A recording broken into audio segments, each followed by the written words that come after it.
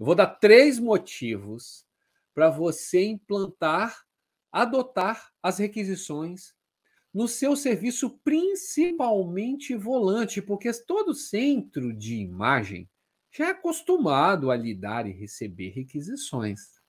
Mas o serviço volante, pelo ali o contato direto com o veterinário, é normal, é frequente não se adotar as requisições. E hoje eu vou dar 3 motivos para você adotar, para isso valorizar o seu serviço. E eu sei que talvez você esteja pensando assim: caraca, Vicente, vai falar de requisição.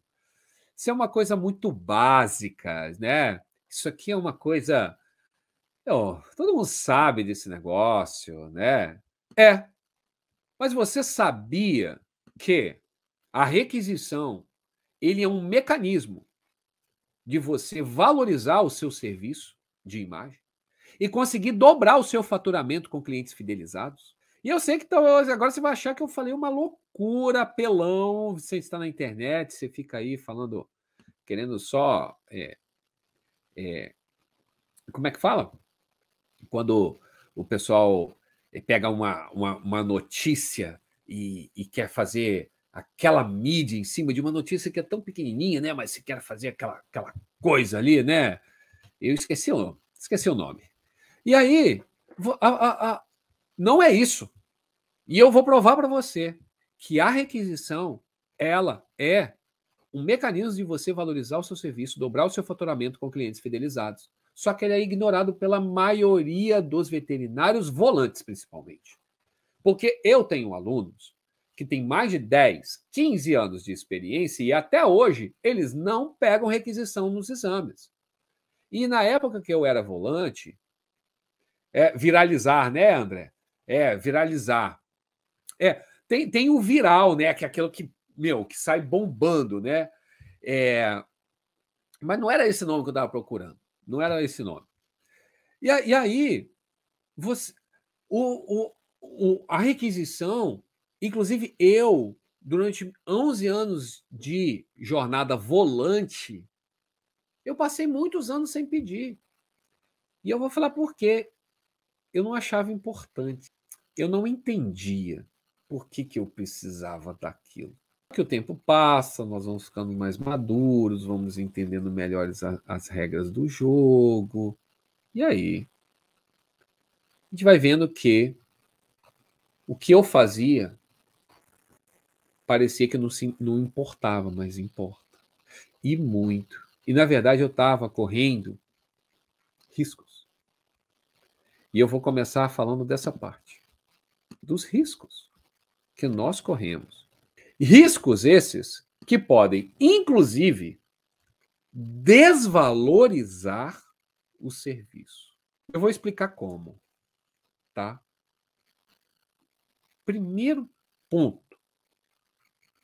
Requisição é um documento.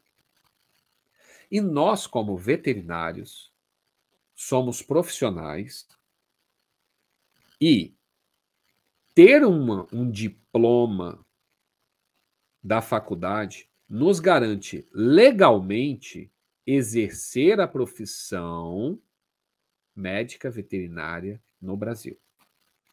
Certo? Nós somos legalizados. Quem não tem esse diploma, quem não fez faculdade, não pode fazer veterinária. E se tiver alguém não veterinário atrás de um balcão, esses dias eu vi um noticiário de um suposto veterinário, com um cara com um jaleco, fazendo um atendimento de um paciente dentro do estacionamento de um supermercado.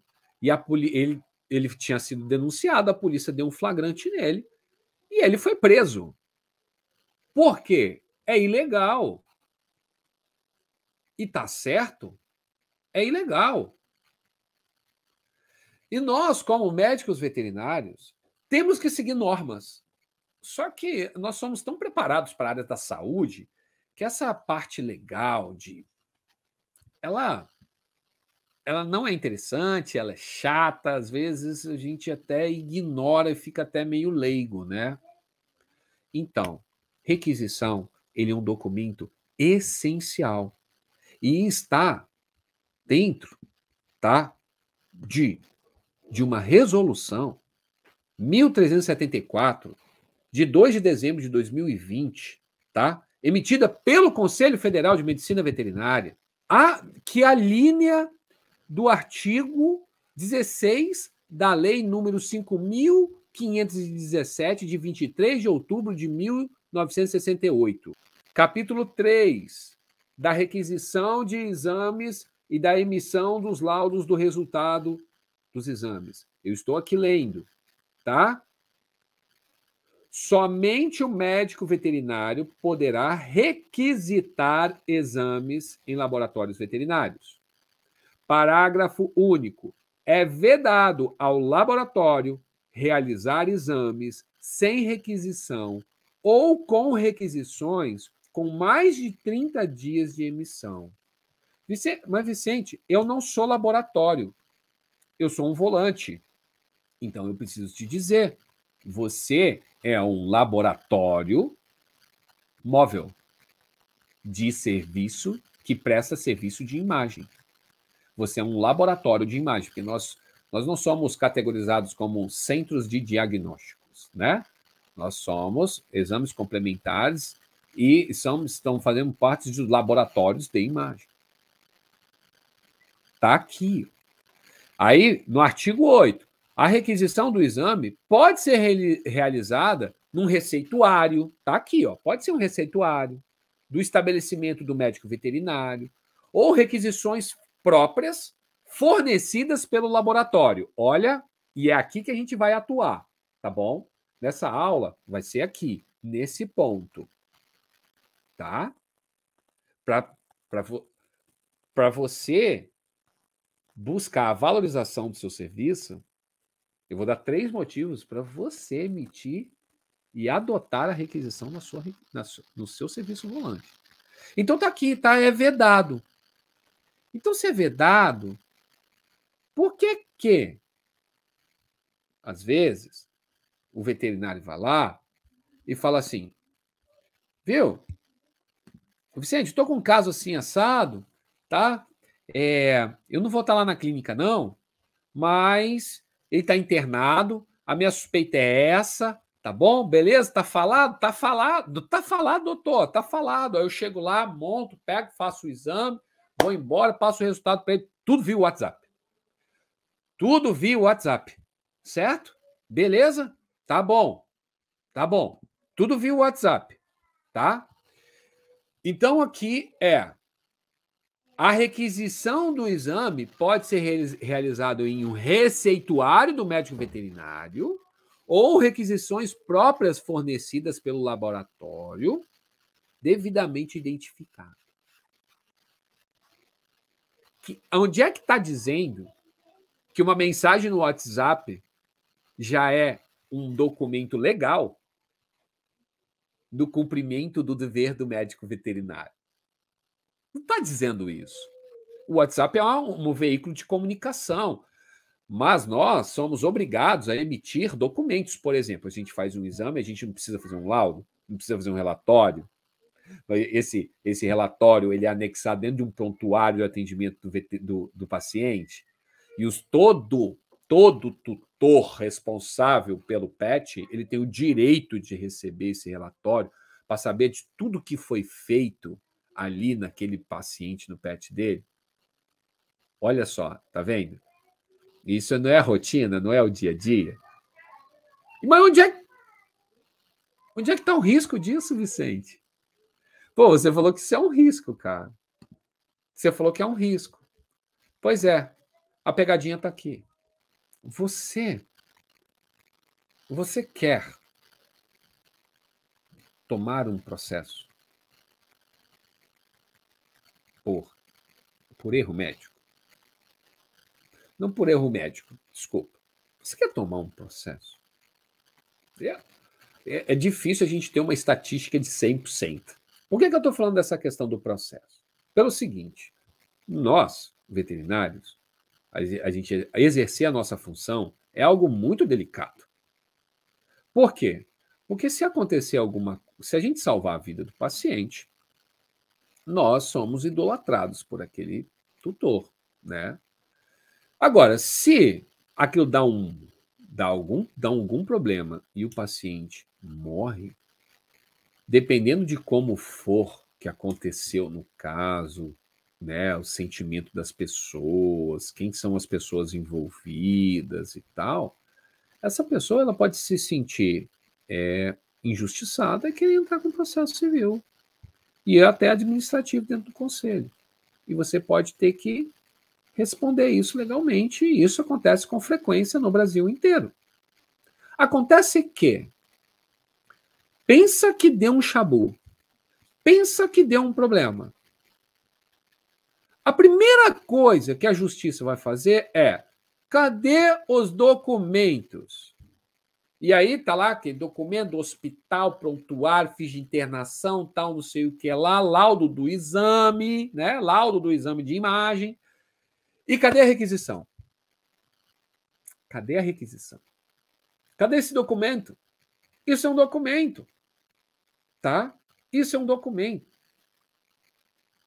E se ele estiver faltando, ali você pode se comprometer. Eu vou dar um exemplo aqui empírico, não é um exemplo que aconteceu, tá? Não quero expor nada a ninguém. Eu quero só colocar o ponto de risco, tá? Então, eu vou dar um exemplo empírico.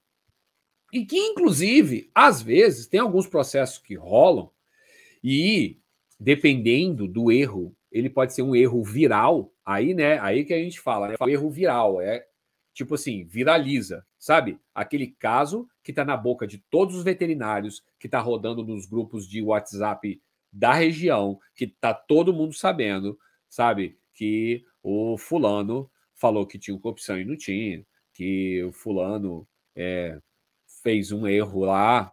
E às vezes nem era um erro. Só que uma pessoa vai falando com outra. Eu vou dar um exemplo aqui, tá? Conectando o processo com um erro que não é real, mas se torna um erro viral. E essa viralização, rodando na cidade toda, isso vai desvalorizar aquele profissional, inclusive pode manchar o nome dele de um jeito. Então, assim, imagina esse paciente aqui, tá? Esse aqui é um raio-x de um bulldog, um raio-x nasal, tá? E eu coloquei duas setas aqui, e aí já começa, cara, pô, raio-x de braquicefálico, raio-x de crânio de braquicefálico não é fácil, né?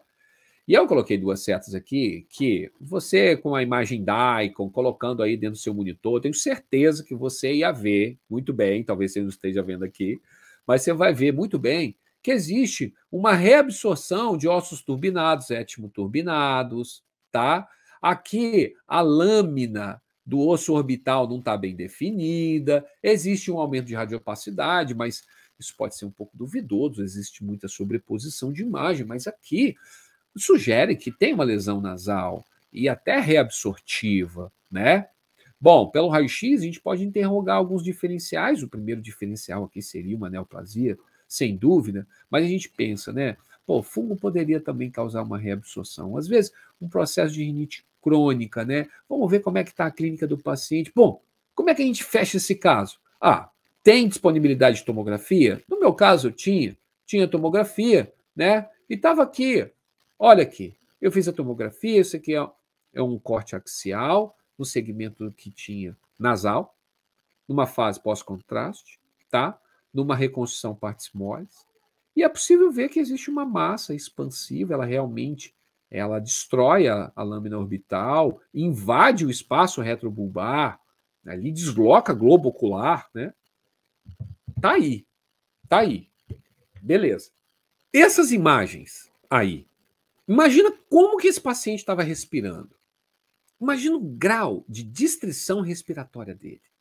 Era um grau alto, né? Imagina. Tá aqui, ó. Se você observar, não é possível nem identificar as coanas aqui. A massa ocupa os dois seios, direito e esquerdo. E precisava acompanhar a série, né, para ver até onde a extensão dessa massa, né? Às vezes isso pode platô cribiforme, entra. Eu só botei uma imagem aqui. Então ele tem uma distrição respiratória muito grande. Agora vamos pensar num cenário. Vamos pensar num cenário que esse paciente ele chegou para você com uma requisição de raio-x. Ele veio com requisição. E ele veio com uma requisição de raio-x de tórax com suspeita de pneumonia. E aí você tira o raio-x, não encontra pneumonia e também não encontra nenhuma outra alteração que justifique essa distrição respiratória. Tá bom? Beleza? O exame foi solicitado. Ele foi solicitado da parte errada, né? Porque se a distrição respiratória é inspiratória, por que o raio-x foi de tórax? Primeiro tinha que começar nasal, certo? Isso é hipotético, tá, gente? Esse caso aqui foi tudo certinho, mas eu estou hipotetizando, mas isso acontece. E aí, a requisição é de tórax, é liberado, o paciente está normal. Tempos depois, vamos supor que esse paciente venha a óbito. E aí, começa a se falar que o exame que você fez, você não achou um tumor no paciente, porque o paciente tinha um tumor. Você acredita que o Vicente fez um raio-x, cara, falou que estava normal e o paciente tinha uma neoplasia nasal? Olha só. Isso é o que as pessoas falam, certo? Mas imagina que eu tô lá com o documento, eu tô com a requisição, eu falo assim, gente, cara, essa história está sendo distorcida. Porque olha essa requisição. Pediu raio-x de tórax. Eu tirei o raio-x de tórax. O raio-x de tórax estava normal. E aí, de quem é a responsabilidade dessa suspeita clínica e do encaminhamento do exame? É do veterinário, certo? Do clínico. Ele tem que fazer a requisição certa. Tem, ele é obrigado. É legal, pode conversar, tirar dúvida, mas ali, o paciente está ali, está com dificuldade respiratória. Esse documento, ele pode salvar. Só que aí nesse exemplo que eu estou dando um exemplo, esse exemplo hipotético, aí eu também trago a reflexão sobre o nosso papel como radiologistas nos nossos pacientes. Aí imagina você tá lá com um paciente com uma angústia respiratória na sua frente e tira o raio-x de tórax, não acha nada e também não avança no diagnóstico. Considera que, olha, tarefa dada, dever cumprido, esse é o meu trabalho, eu fiz o meu trabalho. Aí manda o paciente de volta, o paciente morre. E aí eu trago a reflexão, e eu falo isso muito, né? Do papel, nosso papel como imaginologista, nós somos veterinários. É nosso dever chegar e se comunicar com o veterinário e falar assim, cara, olha, eu tirei, a suspeita era pneumonia, mas não tem nada, mas esse paciente está com angústia respiratória muito grande. Vamos avaliar nasal. E aí fecha o diagnóstico. E o quê? Tem que haver troca, tem que haver interação. Não é cada um no seu quadrado, sabe? E nós da imagem, nós precisamos ser parceiros dos clínicos. E se a gente vê isso, cara, a gente tem que corrigir a rota. Às vezes, você conversando com o clínico, ele, caramba, eu escutei, eu ouvi muito sibilo, achei que poderia estar relacionado. O cachorro estava com uma dificuldade respiratória tão grande que eu não conseguia escutar direito. Então, ele vai justificando também, vai havendo aquela troca e chega ao diagnóstico. Agora, e a requisição? Cadê a requisição? A requisição vai salvar nesse caso. A ausência da requisição. Agora, imagina se não tem requisição. Não tem. Como é que eu ia justificar que eu não errei? Eu não deixei de ver uma neoplasia. Eu tirei o raio-x de tórax. E se eu fosse convocado para responder um processo, eu ia ter ou não ia ter o documento? Ele ia ou não ia me salvar? Entende? Então, gente, primeiro ponto é esse. A requisição, ela é um documento necessário e que te assegura, controla os seus riscos. Controla os seus riscos. Tá? Ô, Vicente,